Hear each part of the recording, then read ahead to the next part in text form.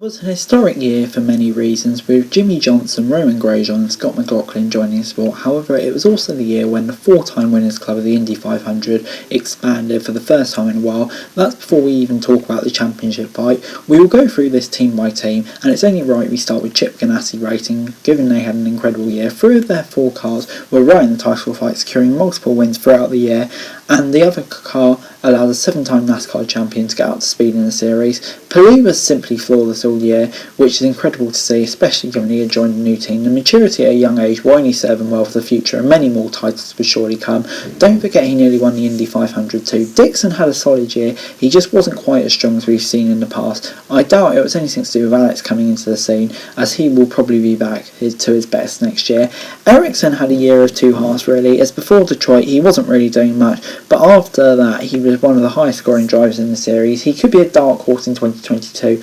Johnson could be another surprise people next year. I doubt that will be him fighting for wins and titles, yet he could really be a midfield contender moving forward. It was a bit of a poor year for Team Penske, it had to be said. Some of it was down to mechanical issues and luck, but also they weren't as fast as they have been. Bearing in mind that Newgarden did well to finish second in the championship and continues to be the leader of the team. The mistake at Barber was a big blot on his company book, and his qualifying performances in Portland and Laguna Seca really hurt him too. Otherwise, he did all he could. Power, as we have become used to, was able to have glimpses of pace during the year, although it was balanced out with his usual dose of bad luck. Pagano, you could have to admit, slumped a bit for his most part, and despite the win since 2017, the odd one we normally see in the mid-pack, and that was similar this year, which is probably why he moved on.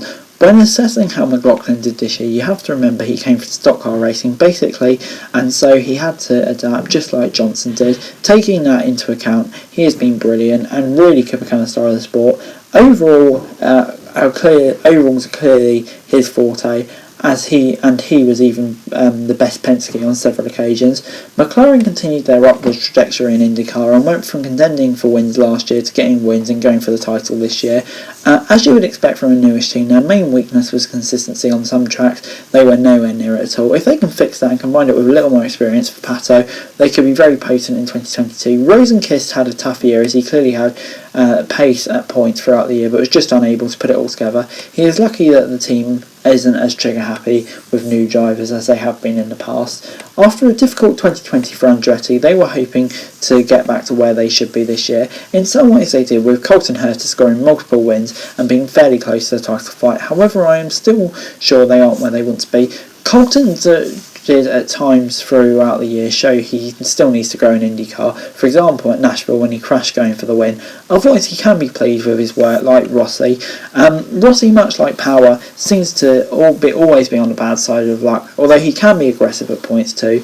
That being said, he is being outperformed by Herta regularly, and I'm sure that will not please him. Hunt, Ray and Hinchcliffe spent most of 2021 towards the rear of the field, well off the pace of their teammates, which is no surprise that they were let go at the end of the year. Mayer Shank Racing had an excellent year, although that success was really down to one race, but it was the best to happen at. The team has been on an upward trajectory since they joined, with Harvey doing some great things for them, including a few podiums. However, it's Castro Neves who got them their first win, and in the best way possible. It was a storybook way for Helio to get his fourth win at the Indy 500, and a great way to welcome fans back to the Speedway. To be fair, the team had pace at places other than Indy, with both Jack and Helio. It is a shame that Harvey is moving on, although with Pagano coming back in, they could be a force to be reckoned with in 2022. Rahal Letterman Langan Racing also had a rather quiet year, with the team getting no wins. Instead, they were simply being consistent all the way through. The consistently meant Rahal himself is almost in title contention towards the end of the year, as he continues to maximise what he can do in that car. He often used risky strategies and excellent race management to get himself up the field, which shows how good a driver he is. Sato has always been a driver who blows hot and cold, and by that he either wins or crashes. That tends to be the case. So with wins beginning to come fewer and far father between, it was the right time for him to leave. Lingard and Ferrucci did excellent jobs when the third car was run and do deserve to have more chances in the future. If we're being honest, Dale Coyne's racing year was made by one man, Romain Grosjean. Jones did have the odd good performance, but he could not match Romain for the most part, which would have expected before the season started. It's no surprise either that Grosjean was able to get up to speed very quickly and street courses. He deserved the win at the Indy Road Course race 1, if we're being honest. He just got unlucky with lap traffic. The rest of the season it seemed like the car was holding him back, which may be why he moved teams for 2022. Ed Carpenter Racing is no longer the team that's always battling for top fives like we saw when Newgarden was there. Instead, their pace is rather sporadic, with them having great pace at some races and being at the back of another. This is evidenced by VK scoring his first ever win, but also finishing 15th in many races. He's clearly talented, and I feel like the car setup is a lot of the problem. Daly did a solid job for the team, yet it's not spectacular, although with better luck in races like the Indy 500 it could have been different for him. I think it's time for Carpenter to hang up his gloves though, to be honest, as whilst he does have an excellent overall race in him, he hasn't won for a long time and it does seem to be making lots of mistakes. In a similar vein to Dale Coyne Racing, AJ Foyt Racing was successful all down to Bourdais really. He did his job exactly as the team would have hoped by coming in and using his experience to guide them back towards the front. Sadly, luck was something that they severely lacked. In fact, it was probably the worst on the field. They were punted from behind twice and got on the wrong side of cautions too.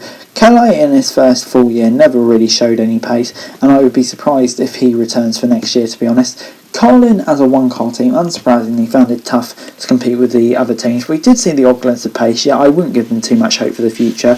Juncos Racing returned for the last few races of the year with a lot, and given their lack of experience, did an okay job. Callum is a really good talent, and they could find themselves right in the mid-pack next year, fighting for top 10s. And Puerto Autosport only raced once this year for the Indy 500, but showed their strength and ambition, and will surely be back in the future. Top Gun Racing are in a similar position. If they put together a bigger schedule for next year, I think they could have a chance of doing well. Guys, that's it for the video. Thanks very much for watching. Remember to like, share, subscribe, let me your thoughts, comments down below. Follow me on Twitter, link in the description below for daily F1 news, and subscribe to my channel, that'd be greatly appreciated. Thanks very much for watching. Peace!